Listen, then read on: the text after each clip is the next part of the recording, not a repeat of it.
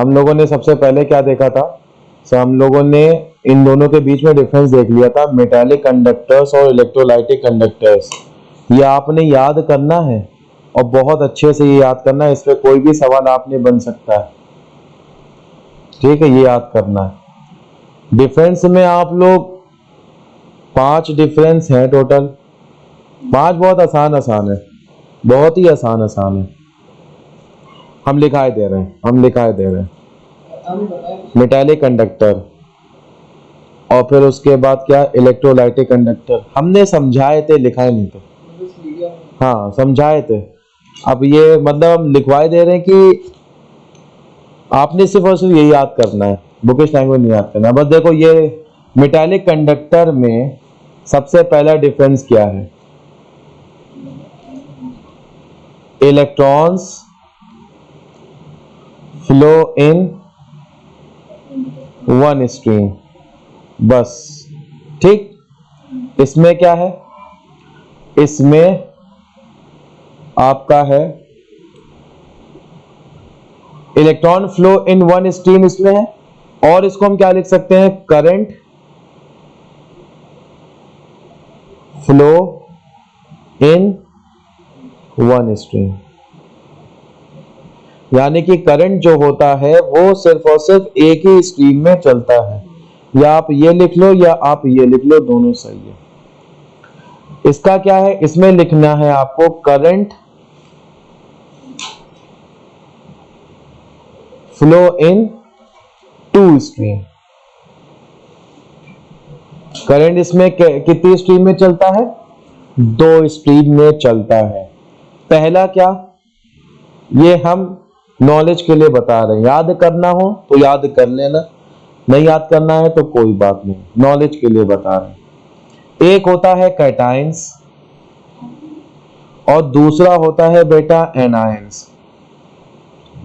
Cations का मतलब होता है पॉजिटिवली चार्ज आयन, एनायंस का मतलब होता है बेटा नेगेटिवली चार्ज्ड आयन।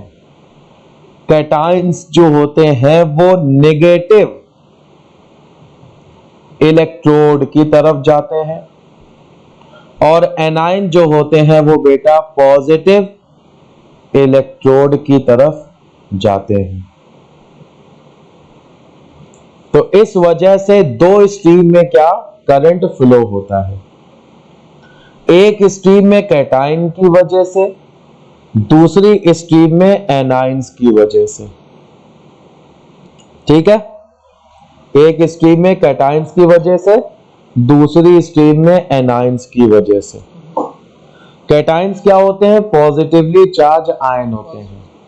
कैटाइंस क्या होते हैं? आयन जिसके ऊपर चार्ज कैसा हो? पॉजिटिव। एनाइन क्या होते हैं? आयन जिसके ऊपर चार्ज नेगेटिव। तो भैया ये कैटाइन किसके पास जाएगा? नेगेटिवली चार्ज इलेक्ट्रोड के पास जाएगा। क्यों जाएगा? क्योंकि भैया ऑपोजिटली चार्ज अट्रैक्ट करता है। ये खुद है पॉजिटिव और अट्रैक्ट किसकी तरफ होगा? नेगेटिव की तरफ होगा। ऐसे याद कर लो, ये खुद है एनाइन क्या है? नेगेटिव। अट्रैक्ट किसकी तरफ होगा? पॉजिटिव। तो इस वजह से ये पॉजिटिव की तरफ जाता है। तो पहला डिफरेंस समझ में आ गया, इसमें एक स्ट्रीम है, इसमें 2 स्ट्रीम है। दूसरा difference,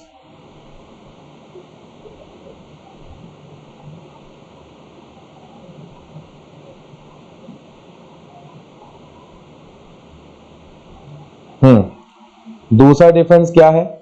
metallic conductivity is the property of metal और एलॉयज। ये मेटालिक कंडक्टिविटी बेटा किसकी प्रॉपर्टी होती है? मेटल की या फिर एलॉय की। और ये जो आपका इलेक्ट्रोलाइटिक कंडक्टिविटी है, ये प्रॉपर्टी किसकी होती है? इलेक्ट्रोवैलेंट कंपाउंड की प्रॉपर्टी होती है। हमने बता चुके हैं पहली वाली वीडियो में इलेक्ट्रोवैलेंट कंपाउंड क्या होते हैं। जो आयनिक बॉन्ड बनने से जो कंपाउंड बनते हैं उसको बोलते हैं इलेक्ट्रोवैलेंट कंपाउंड। ठीक, इलेक्ट्रोलाइटिक कंडक्टर, इलेक्ट्रोलाइटिक कंडक्टिविटी किसकी प्रॉपर्टी है? इलेक्ट्रोवैलेंट कंपाउंड की प्रॉपर्टी है। तीसरा difference, metals both in solid and liquid state are good conductor of electricity. हमने बताया था कि ये तार जो है अगर इसको सॉलिड स्टेट में लेते हैं तो ये इलेक्ट्रिसिटी कंडक्ट करता है, अगर इसको लिक्विफाई कर दिया जाए या फिर इसको मेल्ट कर दिया जाए, लिक्विड स्टेट में आ गया, तब भी क्या करता है, ये इलेक्ट्रिसिटी पास करता है। लेकिन जो इलेक्ट्रोलाइटिक कंपाउंड्स होते हैं वो सिर्फ और सिर्फ इलेक्ट्रिसिटी कब पास करते हैं, या तो मोल्टेन स्टेट में हो या फिर एक्वस स्टेट में हो। बात समझ में आया? तो इसका तीसरा डिफरेंस क्या होगा, good conductor of electricity in solid state as well as liquid state. इसका क्या है, good conductor of electricity in solid में नहीं, molten state and aqueous solution. Aqueous solution क्या होता है, ऐसा सॉल्यूशन जिसमें सॉल्वेंट के तौर पर पानी हो, उसको बोलते हैं एक्वस सॉल्यूशन। मोल्टेन स्टेट क्या होता है, किसी सॉलिड चीज है उसको हमने हीट दी, फ्लेम के ऊपर उसको रखा, वो मेल्ट हो गई, कौन सी स्टेट आ गई उसके पास, मोल्टेन स्टेट हो गई। चौथा डिफरेंस दोनों का, चौथा डिफरेंस क्या है बेटा, नो चेंज। हाँ देखो, तार है आपका, तार क्या बोला हमने, कौन सा तार, कॉपर का या कोई सा भी, उससे इलेक्ट्रिसिटी पास हुई, क्या तार भूत बन गया, तार तार ही रहा ना, या तार इंसान बन गया, या तार कुछ और बन गया, नहीं। तो जब इलेक्ट्रिसिटी पास होती है तो भैया no change on passing of electricity. लेकिन जब इलेक्ट्रोलाइटिक कंपाउंड में या इलेक्ट्रोलाइटिक कंडक्टर्स में इलेक्ट्रिसिटी पास होती है तो उनका जो कॉम्पोजिशन होता है, कॉम्पोजिशन चेंज हो जाता है। कॉम्पोजिशन का मतलब क्या होता है, जो उनके अंदर चीजें मौजूद होती है वो क्या हो जाता है, चेंज हो जाती है। Change in composition, composition on, आगे देंगे पासिंग इलेक्ट्रिसिटी। जब इसके एग्जाम्पल कराएंगे, जैसे एग्जाम्पल क्या कराएंगे, मिसाल के तौर पर इलेक्ट्रोलाइसिस। घरों में जो लेडीज होती हैं वो ज्वेलरी पहनती हैं, तो कुछ दिन हो जाते हैं तो ज्वेलरी में ब्राइटनेस जो होती है वो कम हो जाती है, तो क्या करती हैं, पॉलिश कराती हैं। ये पॉलिश कुछ नहीं होता है बल्कि ये इलेक्ट्रोलाइसिस करते हैं। क्या करते हैं, इलेक्ट्रोलाइसिस करते हैं। एक इलेक्ट्रोड पे प्योर गोल्ड को लटका देते हैं और एक इलेक्ट्रोड पे वो जो आपका जो इंस्ट्रूमेंट, मतलब इंस्ट्रूमेंट बोले तो जो गहना है या जो सोना है जो लेडी ने दिया है पॉलिश करने के लिए, उसको लटका देते हैं और इलेक्ट्रिसिटी पास करते हैं। जब इलेक्ट्रिसिटी पास करते हैं तो वो आपका प्योर हो जाता है और इम्प्योरिटी नीचे आ जाती है। ये केमिकल चेंज उसमें आता है। इलेक्ट्रोलाइसिस की ये एप्लीकेशन होती है, इसको बोलते हैं इलेक्ट्रोप्लेटिंग बोलते हैं। या फिर कोई सा पीतल का जेवर है, कहते नहीं ये पीतल का जेवर है, इसके ऊपर चांदी की कोटिंग करी गई है, सोने की परत चढ़ाई गई है। वो परत कैसे चढ़ाते हैं, इलेक्ट्रोलाइसिस से चढ़ाते हैं। वो चेंज कर देता है, सिर्फ और सिर्फ ऊपरी लेयर चेंज करता है। बात समझ में आया? जब भी इलेक्ट्रिसिटी पास होती है तो केमिकल कॉम्पोजिशन चेंज हो जाता है, उसके अंदर केमिकल चेंज आता है। क्या चेंज आता है, केमिकल चेंज आता है। पांचवा क्या है, current carrying particles are electrons which are extremely strong.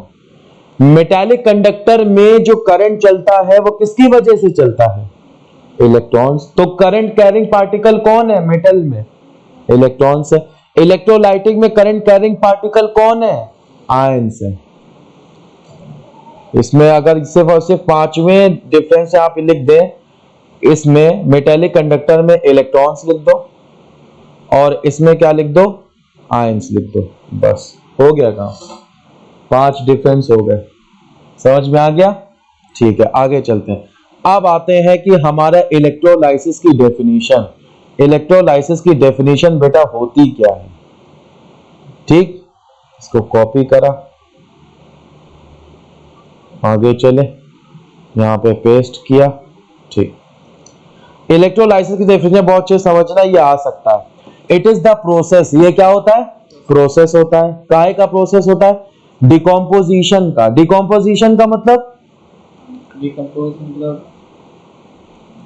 इसको तोड़ करके खत्म कर देना, तोड़ करके खत्म कर देना। तो ये प्रोसेस काहे का होता है? डिकम्पोजिशन का। ऑफ अ केमिकल कंपाउंड, किसका? तो टूटना किसका होता है? केमिकल कंपाउंड का। ठीक है, कंपाउंड इन एक्वस सॉल्यूशन, और वो केमिकल कंपाउंड कैसी स्टेट में हो? एक्वस सॉल्यूशन में हो या फिर मोल्टेन स्टेट में हो। और ये कैसे टूटेगा? जब उसे इलेक्ट्रिसिटी पास करी जाएगी। जब केमिकल कंपाउंड को हम लोग एक्वस सॉल्यूशन में ले लें, क्या बोला हमने? जब केमिकल कंपाउंड को एक्वस सॉल्यूशन में ले लें या फिर हम लोग मोल्टेन स्टेट में ले लें। किसको लेना है?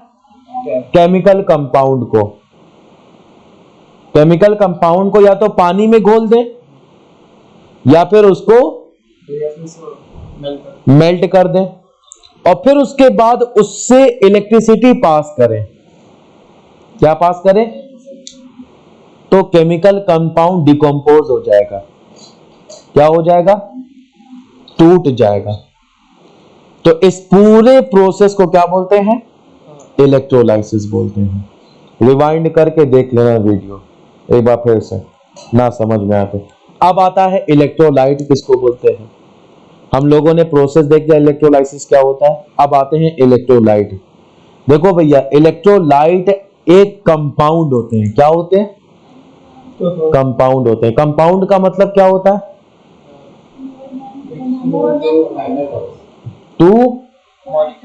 दो या दो से ज्यादा एटम्स आपस में कंबाइन हो करके कंपाउंड बनाते हैं।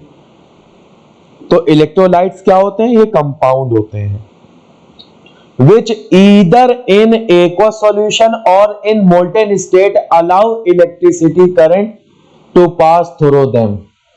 यानी कि इलेक्ट्रोलाइट ऐसे कंपाउंड होते हैं, ऐसे केमिकल कंपाउंड होते हैं जब इनको पानी में घोला जाए। क्या बोला मैंने?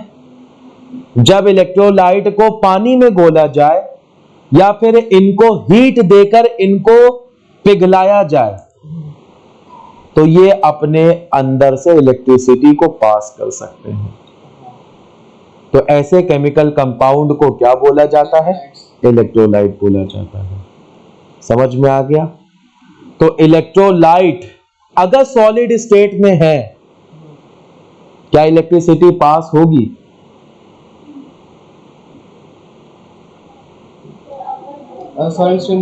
सॉलिड स्टेट में अगर इलेक्ट्रोलाइट है। भैया इलेक्ट्रोलाइट क्या चीज है? केमिकल कंपाउंड है। और केमिकल कंपाउंड जब सॉलिड स्टेट में होता है तो इलेक्ट्रिसिटी पास नहीं करता है। और वो केमिकल कंपाउंड जब उन केमिकल कंपाउंड को पानी में घोलने पे इलेक्ट्रिसिटी पास हो जाए, उन केमिकल कंपाउंड को क्या बोलते हैं? इलेक्ट्रोलाइट। या वो केमिकल कंपाउंड जिनको हम पिघलाने पे इलेक्ट्रिसिटी पास करें उनको क्या बोलते हैं? इलेक्ट्रोलाइट। अच्छा, अब इससे हट के, अच्छा वो केमिकल कंपाउंड जिनको पिघलाया इलेक्ट्रिसिटी पास नहीं करी तो उनको क्या बोलते हैं? नॉन इलेक्ट्रोलाइट बोलते हैं। क्या बोलते हैं? नॉन इलेक्ट्रोलाइट बोलते हैं, यानी कि वो इलेक्ट्रिसिटी पास नहीं कर सकते। जैसे कि शुगर सॉल्यूशन, क्या एग्जाम्पल के तौर पर शुगर सॉल्यूशन। शुगर सॉल्यूशन का मतलब पानी को, पानी के अंदर घुली हुई शुगर, उसको बोलते हैं शुगर सॉल्यूशन। तो ये आपका नॉन इलेक्ट्रोलाइट है। बात क्लियर है, समझ में आया? नॉन इलेक्ट्रोलाइट किसको बोलते हैं, इलेक्ट्रोलाइट किसको बोलते हैं, इसको लिखना है, याद करना है। फिर आगे, अब इसमें एग्जाम्पल भी गिवन है। एसिड में आपके ये इलेक्ट्रोलाइट होते हैं, बेस में ये इलेक्ट्रोलाइट होते हैं, सॉल्ट में ये इलेक्ट्रोलाइट होते हैं। इसको पढ़ने की कोई जरूरत नहीं है, या याद कर लेना, एक एक याद कर लेना, बस एक एक याद कर लेना एग्जाम्पल के तौर पर। आगे क्या है, इलेक्ट्रोलाइट्स। इलेक्ट्रोलाइट्स कितनी तरह के होते हैं, दो तरह के। पहला होता है स्ट्रॉन्ग इलेक्ट्रोलाइट, दूसरा होता है वीक इलेक्ट्रोलाइट। स्ट्रॉन्ग इलेक्ट्रोलाइट का मतलब होता है जो अपने अंदर से बहुत ज्यादा अमाउंट में इलेक्ट्रिसिटी को पास करे, और वीक इलेक्ट्रोलाइट वो इलेक्ट्रोलाइट होते हैं जो अपने अंदर से हल्का सा अमाउंट, यानी कि स्मॉल अमाउंट में इलेक्ट्रिसिटी को पास करे। तो एक डिफरेंस आपका किस पे बन सकता है, मेटालिक कंडक्टर पे बन सकता है, जो अभी हमने डिफरेंस लिखवाया है। और एक डिफरेंस बन सकता है किसके, स्ट्रॉन्ग इलेक्ट्रोलाइट और वीक इलेक्ट्रोलाइट में। तो वो हम समझाने जा रहे हैं क्या है भैया। स्ट्रॉन्ग इलेक्ट्रोलाइट क्या होता है, जो लार्ज अमाउंट में इलेक्ट्रिसिटी को अपने अंदर से पास करे। क्या बोला हमने, वीक इलेक्ट्रोलाइट क्या होता है, स्मॉल अमाउंट में। समझ में आ गया? आगे, strong electrolyte good conductor of electricity होते हैं, weak electrolyte bad conductor of electricity होते हैं। स्ट्रॉन्ग इलेक्ट्रोलाइट के अंदर फ्री मोबाइल आयंस होते हैं। स्ट्रॉन्ग इलेक्ट्रोलाइट के अंदर फ्री मोबाइल आयंस होते हैं। भैया जब उनके अंदर फ्री मोबाइल आयन है तभी तो इलेक्ट्रिसिटी ज्यादा पास हो रही है। और इलेक्ट्रोलाइट में इलेक्ट्रिसिटी पास होने की वजह कौन होते हैं, आयंस ही होते हैं, जो कि फ्री होने चाहिए। बात क्लियर है? अब वीक इलेक्ट्रोलाइट में इलेक्ट्रिसिटी पास कम क्यों होती है, क्योंकि भैया उनके अंदर मॉलिक्यूल्स भी होते हैं, आयन के साथ साथ मॉलिक्यूल्स भी होते हैं। इस वजह से मॉलिक्यूल रुकावट डालते हैं इलेक्ट्रिसिटी को पास करने में। क्वेश्चन ये आ सकता है मल्टीपल चॉइस में आप लोगों के एग्जाम में कि अगर एक इलेक्ट्रोलाइट है, क्या हमने बोला एक इलेक्ट्रोलाइट है, बहुत अच्छे समझना, उसके अंदर सिर्फ और सिर्फ मॉलिक्यूल्स प्रेजेंट है, क्या है, तो ये बताइए वो इलेक्ट्रोलाइट गुड इलेक्ट्रोलाइट है या फिर नॉन इलेक्ट्रोलाइट है? बिल्कुल सही। क्यों? क्योंकि मॉलिक्यूल्स है, इलेक्ट्रिसिटी पास नहीं होगी। इलेक्ट्रिसिटी तभी पास होगी जब फ्री मोबाइल आयंस होंगे। तो ये डिफरेंस समझ में आ गया। आगे, strong electrolyte allow a bulb to glow brightly. भैया ज्यादा इलेक्ट्रिसिटी पास होगी तो जब ज्यादा इलेक्ट्रिसिटी पास हो रही है तो बल्ब बहुत ब्राइटली ग्लो करेगा, बहुत अच्छे से जलेगा। और जब इलेक्ट्रिसिटी कम पास हो रही है तो बल्ब धीरे ग्लो करेगा। हो गए 4 डिफरेंस, मोर देन इनफ है। आगे, नॉन इलेक्ट्रोलाइट। ठीक, नॉन इलेक्ट्रोलाइट क्या है, इट इज अ कंपाउंड। ये क्या है, ये कंपाउंड है। नॉन इलेक्ट्रोलाइट भी कंपाउंड है, इलेक्ट्रोलाइट भी कंपाउंड है, नॉन इलेक्ट्रोलाइट भी कंपाउंड है। फर्क क्या है, फर्क ये है कि इलेक्ट्रोलाइट में जब उसको पानी में घोला जाता है या जब उसको पिघलाया जाता है हीट दे करके, तो वो इलेक्ट्रिसिटी पास करता है। और जो नॉन इलेक्ट्रोलाइट होता है, चाहे उसको घुला दो, चाहे उसको पानी में कर दो, या चाहे उसको उल्टा खड़ा कर दो, वो इलेक्ट्रिसिटी पास नहीं करेगा। देखो लिखा हुआ है विच नीदर इन, ना तो वो सॉल्यूशन में ना तो वो मोल्टेन स्टेट में इलेक्ट्रिसिटी को पास नहीं करता है। क्यों नहीं पास करता है, क्योंकि भैया उसके अंदर सिर्फ और सिर्फ मॉलिक्यूल्स होते हैं। इलेक्ट्रोलाइट क्यों पास करता है, क्योंकि उसके अंदर सिर्फ और सिर्फ आयंस ही प्रेजेंट होते हैं जो कि मोबाइल होते हैं। मोबाइल वो फोन वाला मोबाइल नहीं, बात करने वाला नहीं। मोबाइल का मतलब होता है चलने फिरने वाला, यानी कि free free free free. Capable of walking, capable of चलिंग। ठीक है, आगे अब आता है मेन चीज, ये आपका आएगा बिल्कुल 110% आएगा। क्या आएगा सर, बता रहे हैं आपको, कॉपी कर लें एक बार हम पेज को।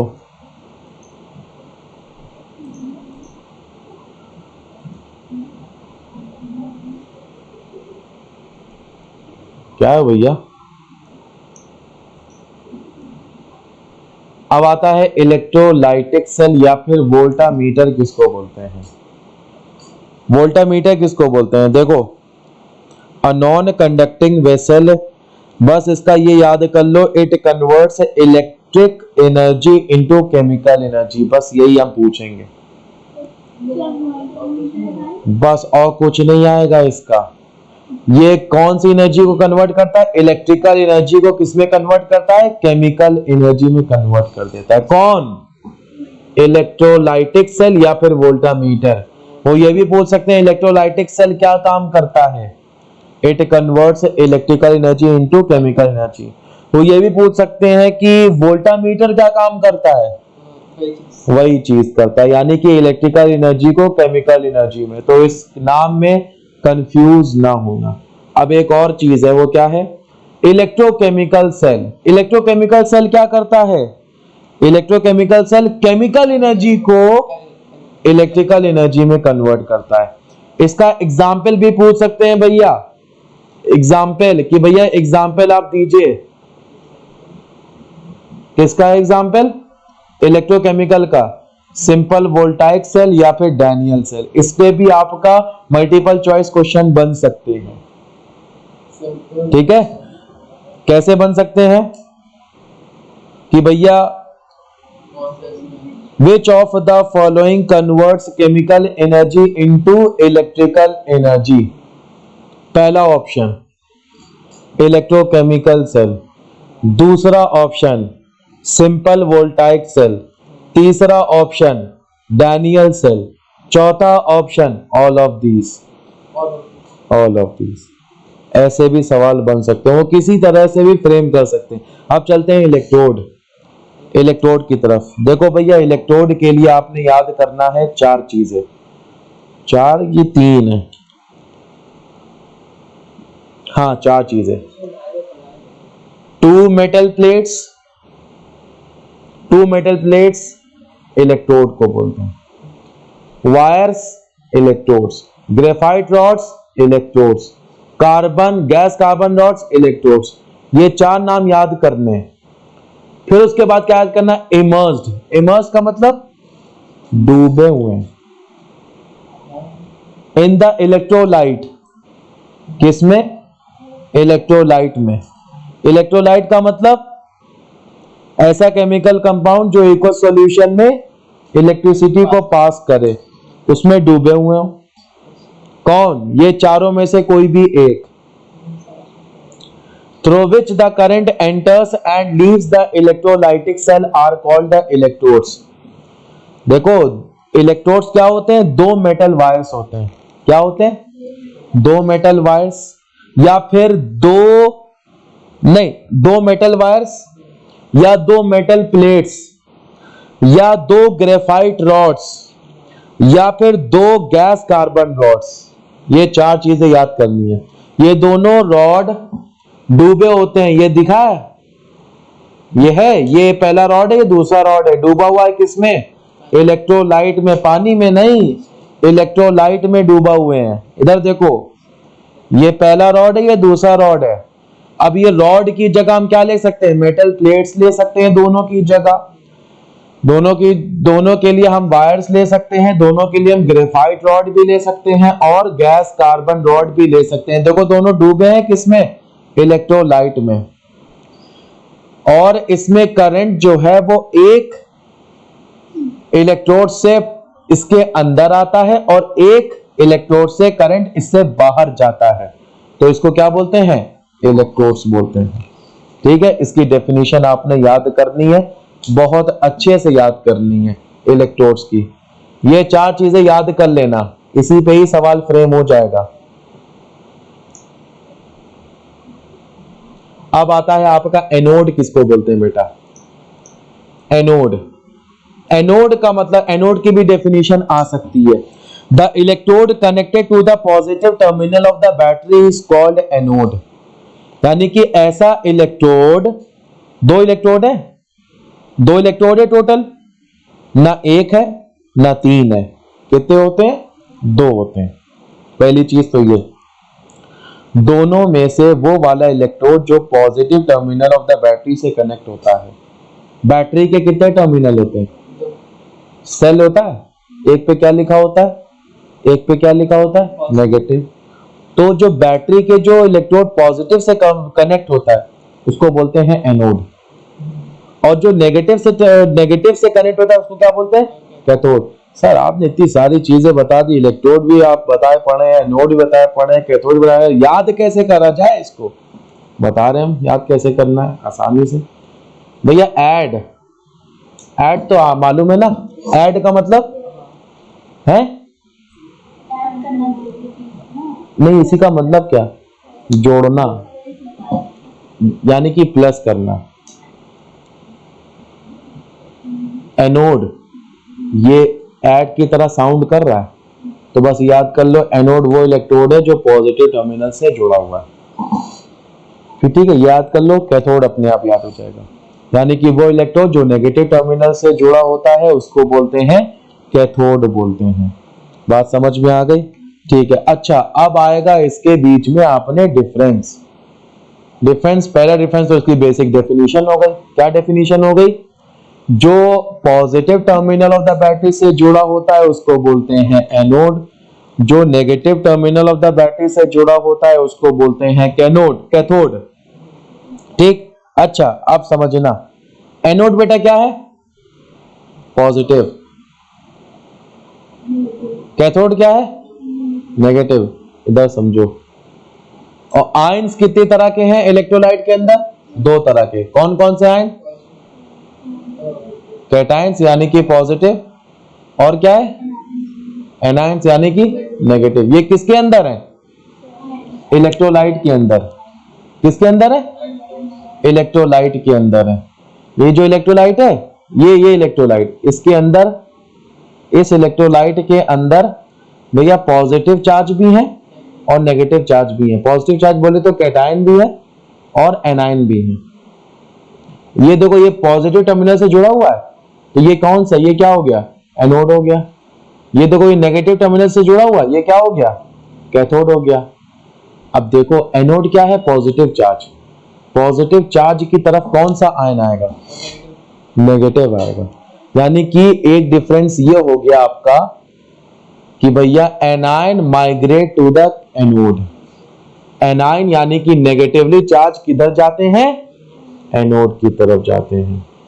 एनायन जाते हैं एनोड की तरफ, और कैटायन जाते हैं कैथोड की तरफ। ये डिफरेंस हो गया। एक डिफरेंस हो, याद कर लो, it is an oxidising electrode, oxidation takes place at anode. Anode पे क्या होता है? ऑक्सीडेशन होता है, और कैथोड पे क्या होता है? रिडक्शन होता है। सर कैसे याद करें? इतनी सारी चीजें आप बताए, पहले पढ़े हुए हैं, है नहीं तो इतनी सारी चीजें, तो भैया कुछ नहीं याद कर लो, बस ये याद कर लो, एन ऑक्स रेड कैट। ये कोई नहीं बताएगा आपको, ये हम बता रहे हैं।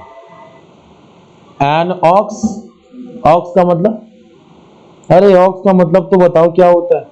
लोमड़ी। इसको कैसे लिखते हैं? आगे उसकी क्या जोड़ते हैं? एन जोड़ते हैं। एन, एन ऑक्स, या फिर ए आ ऑक्स लिखते हैं, एन ऑक्स लिखते हैं। तो एन ऑक्स का मतलब एनोड पे ऑक्सीडेशन। रेड कैट, लाल बिल्ली, यानी कि रिडक्शन किस पे? कैथोड पे। याद कर लेना इसको। ये डिफरेंस ये आएगा, 110% आएगा ये डिफरेंस। आगे चलते हैं।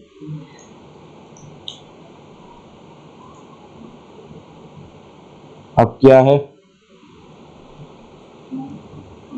हाँ ठीक। अब है आपका आयंस किसको बोलते हैं? क्या? बस याद कर लो।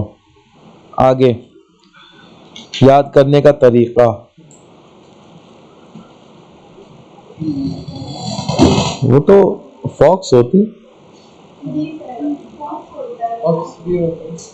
ऑक्स वो बकरीद में, नहीं नहीं ऑक्स, नहीं नहीं नहीं, वो भी नहीं, वो तो एक्स होता है, AXE। मेरे दिमाग से निकल गया। बैल, ऑक्स, एन ऑक्स लिखा था, एन ऑक्स याद कर लो और रेड कैट याद कर लो, बस याद करने का तरीका बता रहे हैं हम। रिडक्शन कैथोड पे, यानी कि हाँ बैल, सही, हाँ जिसके बड़े बड़े सिंग होते हैं। ठीक है आगे चलो, हम गलत थे, हमने सही कर लिया अपने आप को। आयंस किसको बोलते हैं? अब आता है आयंस। हाँ बताओ आयंस किसको बोलते हैं? दो तरह के, पॉजिटिव नेगेटिव। वो तो ठीक है, ये तो दो तरह के होते हैं आयंस। चार, देखो आयंस किससे बनते हैं? नहीं, एटम से बनते हैं। कैसे बनते हैं एटम से? एटम जब इलेक्ट्रॉन को लूज करता है तो कैटायन बनता है। एटम जब इलेक्ट्रॉन्स को गेन करता है तो एनायन बनता है। लूज करता है तब भी आयन बनेगा, गेन करता है तब भी आयन बनेगा, लेकिन लूज करने पर कैटायन बनेगा और गेन करने पर एनायन बनेगा। अब इन दोनों के बीच में डिफरेंस, दो टाइप के होते हैं आपके, एक होता है कैटायन, दूसरा होता है एनायन। कैटायन क्या होते हैं, इन दोनों के बीच में डिफरेंस आएगा, पॉजिटिवली चार्ज आयन होते हैं। एनायन क्या होते हैं? नेगेटिवली चार्ज आयन होते हैं। ये कैटायंस किस तरफ जाते हैं भैया? पॉजिटिवली चार्ज है, किसकी तरफ जाएंगे? कैथोड की तरफ, कैथोड है नेगेटिव। एनायन जो होते हैं वो आपके नेगेटिवली चार्ज होते हैं, ये किसकी तरफ जाएंगे? पॉजिटिवली चार्ज इलेक्ट्रोड की तरफ, यानी कि एनोड की तरफ जाएंगे। और कैटायंस क्या करते हैं? कैटायन जो होते हैं वो रिड्यूस्ड हो जाते हैं और एनायन जो होते हैं वो ऑक्सीडाइज्ड हो जाते हैं। बस ये याद करना है आपने, ठीक है? ये रिड्यूस्ड और ऑक्सीडाइज्ड और रिडक्शन और ऑक्सीडेशन अब हम बताने जा रहे हैं होता क्या है, तो हम बता चुके हैं। बताओ भैया ऑक्सीडेशन क्या होता है? ऑक्सीडेशन की कितनी डेफिनेशन लिखाई थी हमने? है 3 लिखाई थी भैया, भूल गए?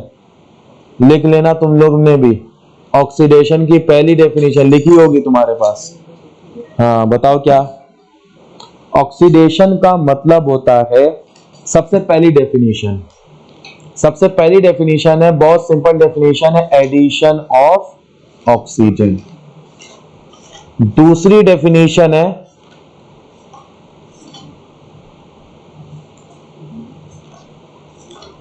Loss of hydrogen.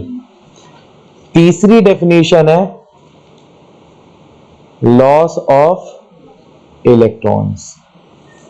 क्या बताया हमने? पहली डेफिनेशन क्या है? Addition of oxygen.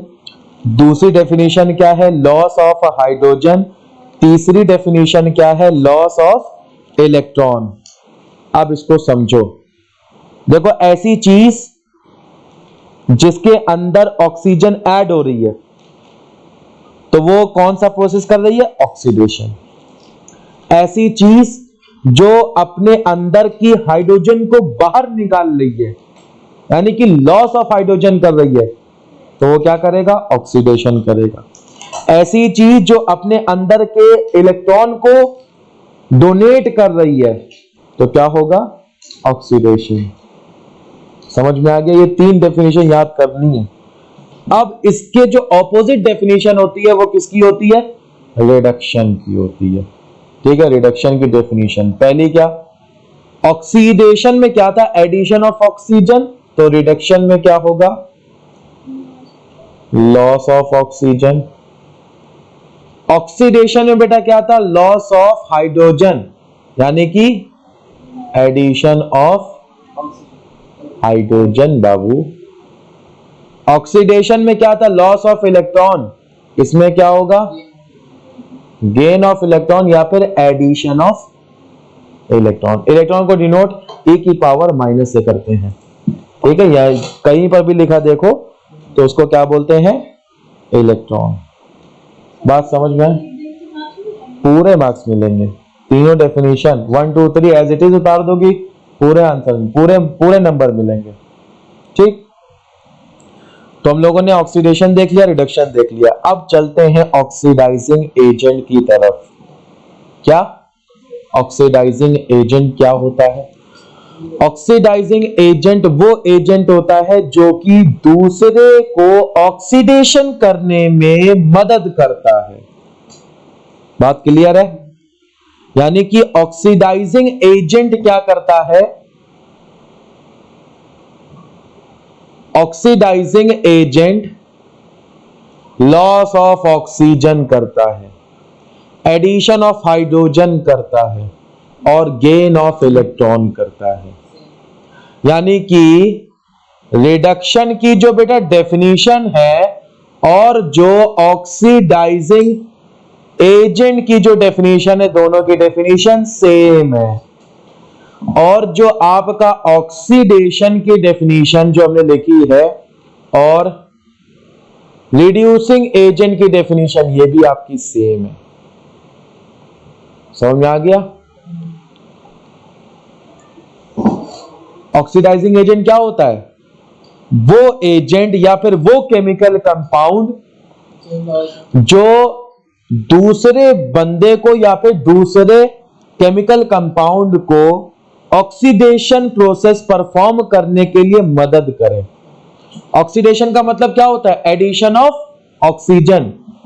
यानी कि रिड्यूसिंग एजेंट क्या करेगा, वो ऑक्सीजन देगा इसको, यानी कि अपने अंदर से ऑक्सीजन को लॉस करेगा।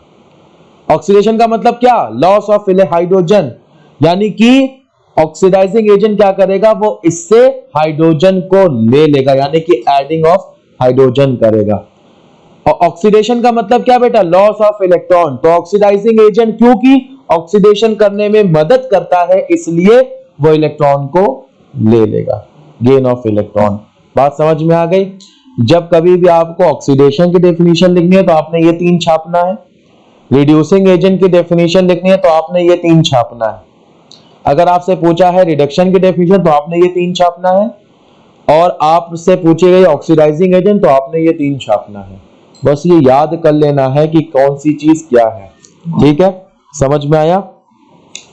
ठीक है, अच्छा, तो ये हो गया आपका यहां पे। अब हम लोग कल देखेंगे या नेक्स्ट टर्न पे देखेंगे theory of electrolytic dissociation, conduction in compounds, characteristics of electrolysis, electrolytic dissociation, ionization और बहुत ही इंपॉर्टेंट डिफरेंस आयनाइजेशन और डिसोसिएशन के बीच में। फिर आपका काम क्या है, ये जो इंटेक्स्ट क्वेश्चन है पहले वाले फर्स्ट वाले क्वेश्चन नंबर 1 से लेकर के क्वेश्चन नंबर 9 तक के सारे करने हैं, सारे बोले तो ऑल।